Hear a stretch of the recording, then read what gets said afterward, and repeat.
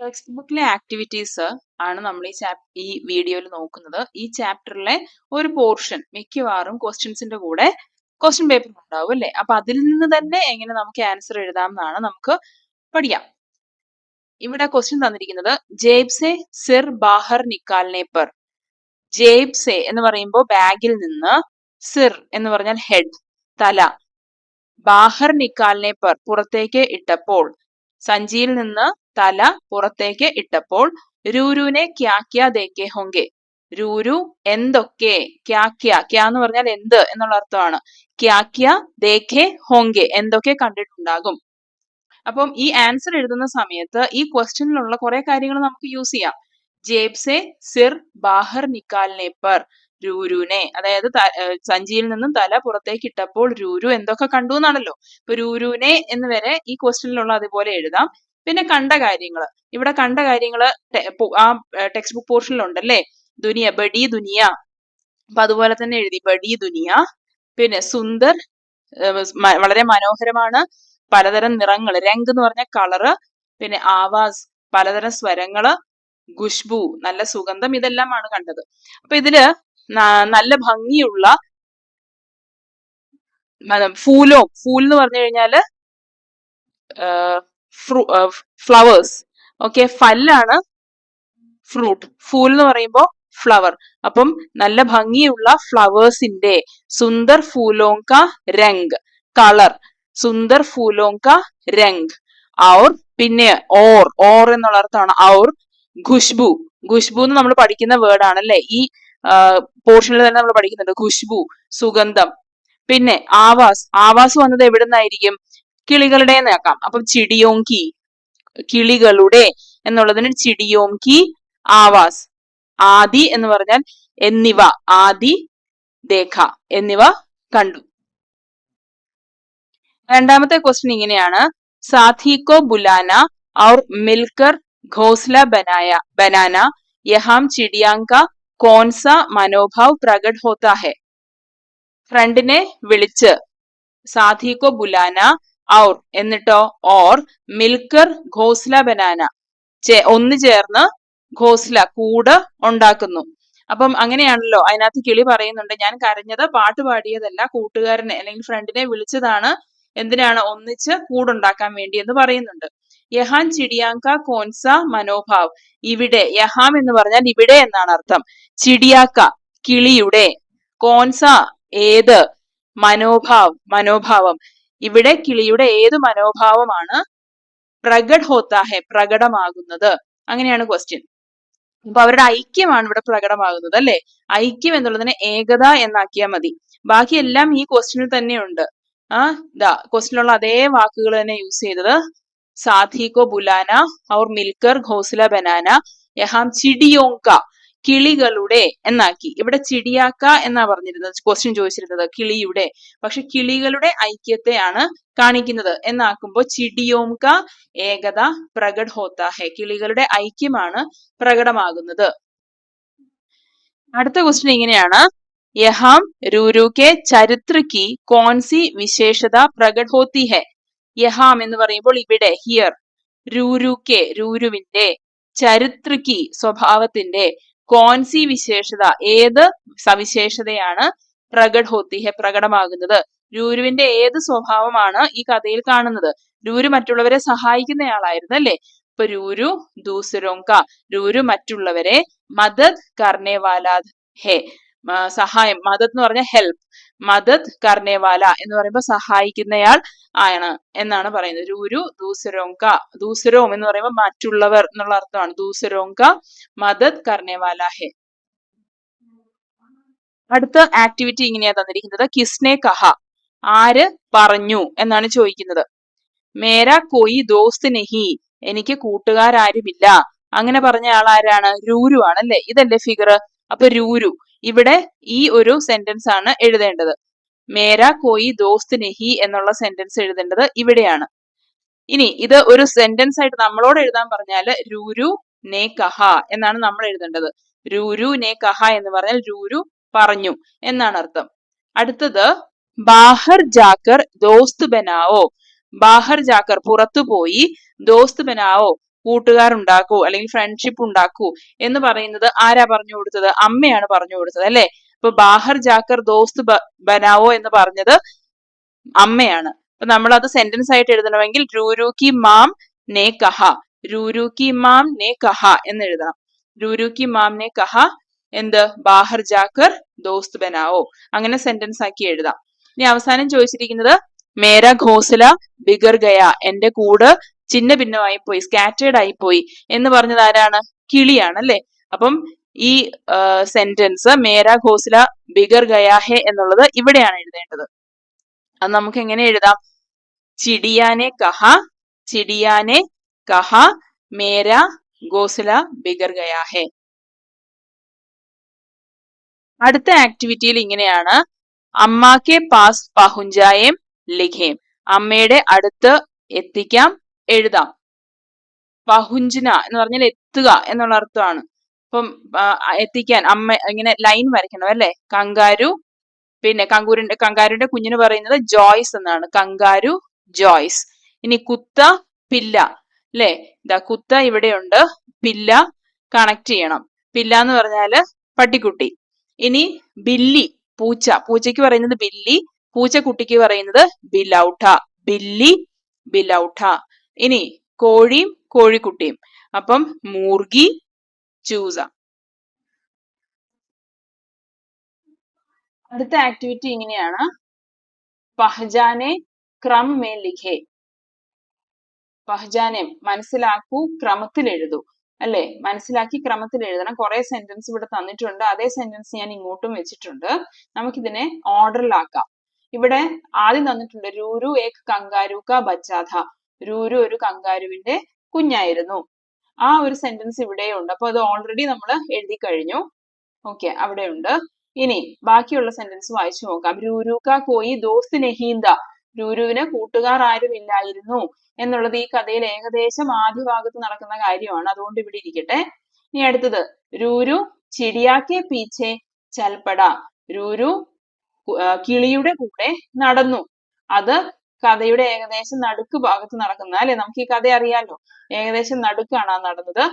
അമ്മീനെ ചിടിയാക്കെ ബച്ചേക്കോ ജേബ് may രഖ് Liya, അമ്മ കിളിയുടെ കുഞ്ഞുങ്ങളെ, കിളിയുടെ എന്നുള്ളതാണ് ചിടിയാക്കെ, ബച്ചേക്കോ കുഞ്ഞിനെ എവിടെ വെച്ചു? ജേബ് മേ രഖ് ലിയ, സഞ്ചിയിൽ വെച്ചു. അത് ചിടിയുടെ പുറകെ പോയി കഴിഞ്ഞിട്ട് നടന്ന സംഭവമാണ്. അപ്പം രൂരു ചിടിയുടെ പുറകെ നടന്നു എന്നുള്ളത് കഴിഞ്ഞിട്ടാണ് ഇത് വരുന്നത്. ഇനി രൂരു അമ്മിക്ക് ജേബ് സെ സിർ നിക്കല, രൂരു അമ്മയുടെ സഞ്ചിയിൽ നിന്ന് തല പുറത്തേക്കിട്ടു. അത് കഥയുടെ ഏകദേശം മുൻഭാഗത്ത് നടക്കുന്ന കാര്യമാണ് അല്ലെ. രൂരുവിന് കൂട്ടുകാർ ആരും ഉണ്ടായിരുന്നില്ല. അത് കഴിഞ്ഞിട്ട് പറയാം രൂരു അമ്മിക്ക് ജേബ് സെ സിർ നിക്കല.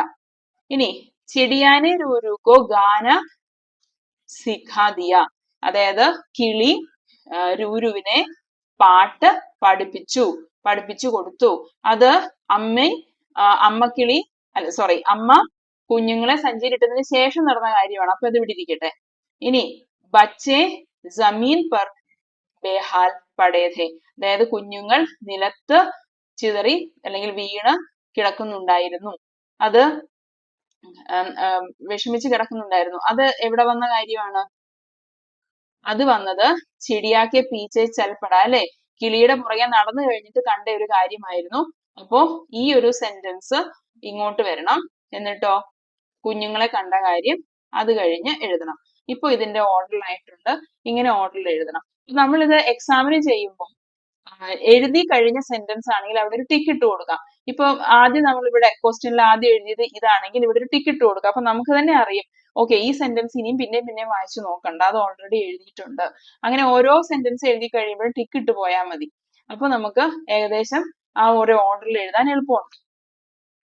അടുത്ത ആക്ടിവിറ്റി ഒരു കൺവെർസേഷൻ ആണ്. ബാത്ചീത്ത് എന്ന് പറഞ്ഞാൽ കൺവെർസേഷൻ, സംഭാഷണം. ബാത്ചീത്ത് ആകെ മുന്നോട്ട് എന്നുള്ള അർത്ഥമാണ്. ബഢായെ മുന്നോട്ട് കൊണ്ടുപോകൂ, അതായത് കൺവെർസേഷൻ തുടങ്ങി വെച്ചിട്ടുണ്ട്, അതിന്റെ ബാക്കി നമ്മൾ എഴുതണം. ഇവിടെ ഒരു ഫിഗർ വന്നിട്ടുണ്ട്. സബേരെ ഹി, രാവിലെ തന്നെ. സബേരെ ഹി എന്ന് പറയുമ്പോൾ രാവിലെ തന്നെ. സാരേ മിത്ര, എല്ലാ കൂട്ടുകാരും. ആയെ വന്നു, രാവിലെ തന്നെ എല്ലാ കൂട്ടുകാരും വന്നു. ചിടിയാസെ കിളിയോട് ബാത്തേം കർണേ ലഗെ സംസാരിക്കാൻ അല്ലെങ്കിൽ വർത്തമാനം കാര്യങ്ങൾ പറയാൻ തുടങ്ങി അല്ലെ അങ്ങനെയാണ്. ഇനി ഇവിടെ കുറെ ആളുകളുടെ പേര് തന്നിട്ടുണ്ട്. ഹാത്തി ആന, ചിടിയ കിളി, മേടക് തവള, ചിടിയ കിളി, ബാലു കരടി, വീണ്ടും കിളി. അപ്പൊ ഇങ്ങനെ കൺവെർസേഷൻ ആണ്. ആദ്യം ഹാത്തി ആന ചോദിക്കുന്നുണ്ട് കങ്കാരു കി ജേബ് മേ കൈസാ രഹ, കങ്കാരുവിന്റെ സഞ്ചി എങ്ങനെ ഉണ്ടായിരുന്നു എന്നാണ് ചോദിക്കുന്നത്. സഞ്ചിയിൽ എങ്ങനെ ഉണ്ടായിരുന്നു എന്നാ ചോദിക്കുന്നത്. അപ്പൊ ചിടിയ പറയുവാണ് മേ മേഘ് നരം മുലായം ജേബ് മേധ. ഇത് നമ്മുടെ ഇഷ്ടത്തിന് എഴുതാം. ഇത് എഴുതിയിരിക്കുന്നത് നമ്മുടെ ടെക്സ്റ്റിൽ നമ്മുടെ ചാപ്റ്ററിൽ തന്നെ നമ്മൾ പഠിച്ച വാക്കുകളാണ്. നരം മുലായം ജേബ് മേം രഖ്ലിയ എന്നുള്ളത്. അപ്പൊ അമ്മയുടെ ആ ബാഗിന് കൊടുത്തിരിക്കുന്ന വിശേഷണങ്ങളാണ് നരം മുലായം ജേബ് എന്നുള്ളത്. അത് തന്നെ യൂസ് ചെയ്തു എന്നേ ഉള്ളൂ. മേം മാ ഇട്ടിട്ട് 2 വര ഇടണം. അപ്പോഴാണ് ഞാൻ എന്ന അർത്ഥം വരുള്ളൂ. മാ ഇട്ടിട്ട് 2 വര ഇടാൻ മറക്കരുത്. മേം ഏക് ഒരു, നരം വളരെ സോഫ്റ്റ് ആയ, മുലായം മൃദുലമായ, കോമളമായ, ജേബ് മേധ ഒരു സഞ്ചിയിലായിരുന്നു എന്ന് പറയുവാണ്. മേഘക് ക്യാ ഹുവ. അപ്പൊ തവള ചോദിക്കുകയാണ് എന്ത് പറ്റി അല്ലെങ്കിൽ എന്ത് സംഭവിച്ചു. ക്യാ എന്ന് പറയുമ്പോ എന്ത് സംഭവിച്ചു. ഹുവ. ഇനി അപ്പൊ ചിടിയ തിരിച്ചു പറയുവാണ് പിछली रात ഭയാനക് തൂഫാൻ ആയാ ഥാ. ഈ ഒരു സ്റ്റേറ്റ്മെന്റ് ഈ ഒരു സെന്റൻസ് നമ്മുടെ ടെക്സ്റ്റ് ബുക്കിൽ നമ്മൾ വായിച്ചതാണ് അല്ലെ. അത് ടെക്സ്റ്റ് നന്നായിട്ട് വായിച്ചാൽ ഇതൊക്കെ എഴുതാൻ എളുപ്പമുണ്ടാവും. പിछली रात ഇവിടെയുണ്ട്. പിछली रात ഭയാനക് തൂഫാൻ ആയാ ഥാ. കഴിഞ്ഞ രാത്രി. പിछली എന്ന് പറയുമ്പോൾ കഴിഞ്ഞു പോയ, പാസ്റ്റ്, കഴിഞ്ഞു പോയ രാത്രി. രാത് എന്ന് പറഞ്ഞ രാത്രി. ഭയാനക് ഭയപ്പെടുത്തുന്ന, തൂഫാൻ കൊടുങ്കാറ്റ്, ആയാഥ വന്നിരുന്നു. അപ്പൊ ബാലു എന്തെങ്കിലും പറയുവാണ്. അപ്പൊ ഫിർ എന്ന് ആക്കി. ഫിർ എന്ന് പറഞ്ഞാൽ എന്നിട്ടോ, പിന്നെ എന്നുള്ള അർത്ഥത്തിലാണ്. പിന്നെ എന്ത് പറ്റി എന്ന് ചോദിക്കുന്ന പോലെ പിന്നെ. അപ്പൊ ചിടിയ പറയുവാണ് ആ ഒരു സെന്റൻസും ഇവിടുന്ന് തന്നെ എഴുതുന്നത്. മേഘ ഘോസല ബിഗർ ഗയാ ഹെ. എന്റെ കൂട് ചിതറിക്കപ്പെട്ടു, സ്കാറ്റേർഡ് ആയിപ്പോയി. അടുത്ത ആക്ടിവിറ്റിയില് ഇവിടെ നമ്മളോട് ഒരു വിവരണം എഴുതാനാണ് പറഞ്ഞിരിക്കുന്നത്. മേരെ വിവരൺമേം. നമ്മുടെ വിവരണത്തിൽ എന്തൊക്കെ വേണം? ശീർഷക്, ഒരു ഹെഡിങ് വേണം. ദൃശ്യം കാ വിവരൺ, ഈ ദൃശ്യങ്ങളുടെ വിവരണം വേണം. ഉചിത് ഭാഷ, നല്ല ഭാഷ വേണം. അപ്പൊ കുറെ പിക്ചേഴ്സ് ഇവിടെ തന്നിട്ടുണ്ട്. ഇതെല്ലാം ചേർത്ത് നമുക്ക് എഴുതണം. ഇനി ഇവിടെ ഒരു എക്സാമ്പിൾ പോലെ തന്നിട്ടുണ്ട്. ഒരു ഫിഗർ നമ്മുടെ ടെക്സ്റ്റിലെ നമ്മൾ പഠിച്ച ഫിഗർ തന്നെയാണ്. ലിഖേം ക്യാ ക്യാ ദേഖേ. എഴുതൂ അല്ലെങ്കിൽ എഴുതാം എന്തൊക്കെ കണ്ടു എന്നുള്ളത്. ദുനിയ കിത്നി ബഡി. ലോകം എത്രയോ വലുത്. കിത്ന സുന്ദർ, എത്രയോ സുന്ദരം. കിത്നെ സാരേ രംഗ്, എത്രയോ അധികം നിറങ്ങൾ. ആവാസേം സ്വരങ്ങൾ. കിത്നി ഖുഷ്ബു, എത്രയോ സുഗന്ധം, എത്രയോ നല്ല മണം. അപ്പം നമ്മൾ ഈ കണ്ടതിനെ കുറിച്ച് ഇവിടെ തന്ന പിക്ചേഴ്സിനെ പറ്റി എഴുതാനാണ് പറഞ്ഞിരിക്കുന്നത്. ഇവരിവിടെ തുടങ്ങി വെച്ചിട്ടുണ്ട് ക്വസ്റ്റ്യനിൽ തന്നെ. ആസ്മാൻ മേ ബാദൽ ഹേ. അത് ഈ പിക്ചർ അല്ലെ. ഈ പിക്ചറിൽ ആകാശത്തില് മേഘങ്ങളുണ്ട്. ആസ്മാൻ എന്ന് പറഞ്ഞാൽ ആകാശം. ആസ്മാൻ മേം എന്ന് പറയുമ്പോൾ ആകാശത്തിൽ. ബാദൽ എന്ന് പറഞ്ഞു കഴിഞ്ഞാൽ മേഘം എന്നാണ് അർത്ഥം. ബാദൽ ഹേ, മേഘം ഉണ്ട്. പാനി ബരസ്ത ഹേ, മഴ പെയ്യുന്നുണ്ട്. അപ്പൊ ഈ പിക്ചറിനെയാണ് ഇപ്പൊ വിവരിച്ചത്. അപ്പം ഈ വിവരണങ്ങൾക്ക് കൊടുത്തിരിക്കുന്ന ഹെഡിങ് അല്ലെങ്കിൽ ശീർഷകമാണ് സുന്ദർ ദുനിയ. സുന്ദർ ദുനിയ. അതൊക്കെ നമ്മുടെ ടെക്സ്റ്റിൽ തന്നെ നമ്മൾ പഠിച്ച വേർഡ്സ് വെച്ചാണ് ചെയ്യുന്നത്. ഇനി ആസ്മാൻ മേ ബാദൽ ഹേ പാനി ബരസ്ത ഹേ എന്ന് നമ്മൾ എഴുതി. ഇനി ഇവിടെ ഒരു ഫിഗർ ഉണ്ടല്ലോ. ഈ പിക്ചറിൽ തന്നിരിക്കുന്നത് ഒരു പൂന്തോട്ടവും പൂക്കളും ആണല്ലേ. അവിടെ ഒരു ബട്ടർഫ്ലൈയും കാണാനുണ്ട്. അപ്പം പൂന്തോട്ടത്തിന് പറയുന്നതാണ് ബഗീച്ച. അപ്പൊ പറയുമ്പം പൂന്തോട്ടത്തിൽ എന്നാക്കാൻ ബഗീച്ചേ മേം. ഫൂൽ ഹേ, പൂവുണ്ട്. ബഗീച്ചേ മേം ഫൂൽ ഹേ. തിത്തലി ഉഡ്തി ഹേ, അവിടെ ബട്ടർഫ്ലൈ. തിത്തലി എന്ന് പറഞ്ഞാല് ബട്ടർഫ്ലൈ. ഉഡ്തി ഹേ, പറക്കുന്നുണ്ട്. ഇനി അടുത്ത പിക്ചർ ഇവിടെയുണ്ട്. അത് അവിടെ മരങ്ങളുണ്ട്. മരങ്ങളുടെ പുറകിൽ മല കാണാം. മലയുടെ അവിടെ എന്താണ്, സൂര്യൻ ഉദിച്ചു വരുന്നത് കാണാം. അപ്പം പേട് കെ പീച്ചെ പഹാഡ് ഹേ. മരത്തിന്റെ പുറകിൽ അല്ലെ. പേട് കെ പീച്ചെ, മരത്തിന്റെ പുറകിൽ എന്തുണ്ട്? പഹാഡ്, മലയുണ്ട്. സൂരജ് ഉഗ്താ ഹേ, സൂര്യൻ ഉദിച്ചു വരുന്നു. ഇനി അടുത്ത പിക്ചർ ഇവിടെയാണുള്ളത്. ഈ പിക്ചറിൽ ഒരു വീടുണ്ട്. ആ വീടിന്റെ അടുത്ത് ഒരു നദിയുണ്ട്. നദി ഒഴുകുന്നുണ്ട്. അപ്പൊ അത് എഴുതാം. ഘർ കെ സാമനെ, വീടിന്റെ അരികിൽ. ഘർ എന്ന് പറഞ്ഞാൽ വീട്. ഘർ കെ സാമനെ, വീടിന്റെ അരികിൽ. അടുത്ത് എന്നുള്ളതിനാണ് സാമനെ. ഇനി നദി ഹേ, നദി എന്ന് പറഞ്ഞാൽ മലയാളത്തിൽ നദി എന്ന് പറയും അല്ലെ, റിവർ. നദി ഹേ, നദിയുണ്ട്. നദി ബഹ്തി ഹെ, നദി ഒഴുകുന്നു. ഇനി വേറൊരു പിക്ചർ ഇവിടെ തന്നിട്ടുണ്ട്. അവിടെ ഒരു മരത്തിൽ ഒരു കിളി ഇരിപ്പുണ്ട്. അപ്പൊ നമ്മൾ എഴുതുവാണ് പേഡ് പർ. ഈ ടായ് അല്ല കേട്ടോ, അത് ടൈപ്പ് ചെയ്തപ്പോ തെറ്റിയതാണ്. പേഡ്, പേഡ് ഈ ടായ് ആണ് വെക്കേണ്ടത്. പേഡ്, പേഡ് പർ ചിടിയ ഹെ, മരത്തിൽ കിളിയുണ്ട്. ചിടിയ ഗാത്തി ഹെ, കിളി പാടുന്നു. ഇനി നമ്മുടെ ടെക്സ്റ്റിൽ അവസാനം തന്നിരിക്കുന്ന ഒരു ആക്ടിവിറ്റി പോസ്റ്റർ ഉണ്ടാക്കാനാണ്. പോസ്റ്റർ തയ്യാർ കരേം, പോസ്റ്റർ തയ്യാറാക്കാം. അപ്പൊ തന്നിരിക്കുന്ന വിഷയം ഇങ്ങനെയാണ്: അന്തർരാഷ്ട്രീയ മിത്രതാ ദിവസ്, ഇന്റർനാഷണൽ ഫ്രണ്ട്ഷിപ്പ് ഡേ. അപ്പം ഈ ഒരു ഹെഡിങ് തന്നെ അതേപോലെ ഇങ്ങോട്ട് കൊടുക്കാം നമുക്ക് പോസ്റ്ററിന്. ഇവിടെ ഹെഡിങ് ആയിട്ട് അന്തർരാഷ്ട്രീയ മിത്രതാ ദിവസ് തന്നെ എഴുതിയിട്ടുണ്ട്. അപ്പൊ നമ്മുടെ പോസ്റ്ററിൽ എന്തൊക്കെ വേണം? സന്ദേശ് വാക്യ ഹെ, ഒരു സന്ദേശവാക്യം വേണം. ഇതാ ഇവിടെ കൊടുത്തിട്ടുണ്ട്. ആകർഷക, കുറച്ച് ഡെക്കറേഷൻസ് കൊടുക്കണം, ആകർഷകമായിരിക്കണം. താരീഖ്, അതിന്റെ ഡേറ്റ് കൊടുക്കണം. അപ്പൊ international friendship day July 30th ആണ്. അതാണ് ജൂലൈ 30th. കണ്ടോ, താരീഖ് എന്ന് പറയുമ്പോൾ ഡേറ്റ് ഇവിടെ കൊടുത്തിട്ടുണ്ട്, ജൂലൈ 30th. ഇനി ഒരു തുടക്കം ഇങ്ങനെയാണ്. ഒരു എന്താ പറയുക, പോസ്റ്റർ എന്ന് പറയുമ്പോൾ അഭിവാദൻ, അഭിവാദൻ, അതായത് എല്ലാവർക്കും ആശംസകൾ. എന്തിന്റെ ആശംസയാണ്? July 30th അന്തർരാഷ്ട്രീയ മിത്രതാ Divas. അപ്പം ആശംസകൾ എന്നെഴുതി. ഇനി കൊടുത്തിരിക്കുന്ന സെന്റൻസ് ഏക് അച്ഛാ ദോസ്ത്, ഒരു നല്ല സുഹൃത്ത്. ഏക് അച്ഛാ ദോസ്ത് എന്ന് പറയുമ്പോൾ അച്ഛ എന്ന് പറഞ്ഞാൽ നല്ല, ഗുഡ് എന്നുള്ള അർത്ഥമാണ്. ദോസ്ത് എന്ന് പറഞ്ഞാൽ ഫ്രണ്ട്. ഏക് അച്ഛാ ദോസ്ത് ഏക് ഖജാന ഹെ. ഖജാന എന്ന് പറഞ്ഞാല് ഒരു ട്രഷർ, ഒരു സമ്പത്ത്, ഒരു സ്വത്ത് എന്ന് പറയത്തില്ലേ, ഖജാന, ഖജനാവ് എന്നുള്ള പോലത്തെ ഒരു വേർഡ്. ട്രഷർ എന്നാണ് ശരിക്കും മീനിങ്. അപ്പം ഖജാന ഹെ, ഖജാന എന്ന് എഴുതാൻ ബുദ്ധിമുട്ടാണെങ്കിൽ നിധി എന്നും എഴുതാം. നിധി എന്ന് പറഞ്ഞാലും ട്രഷർ എന്നുള്ള അർത്ഥം തന്നെയാണ്, നിധി. അപ്പം ഏക് അച്ഛാ ദോസ്ത് ഏക് നിധി ഹെ എന്നും വേണമെങ്കിൽ എഴുതാം. കുട്ടികൾക്ക് ആക്ടിവിറ്റീസ് നന്നായി മനസ്സിലായെന്ന് വിശ്വസിക്കുന്നു. Thank you.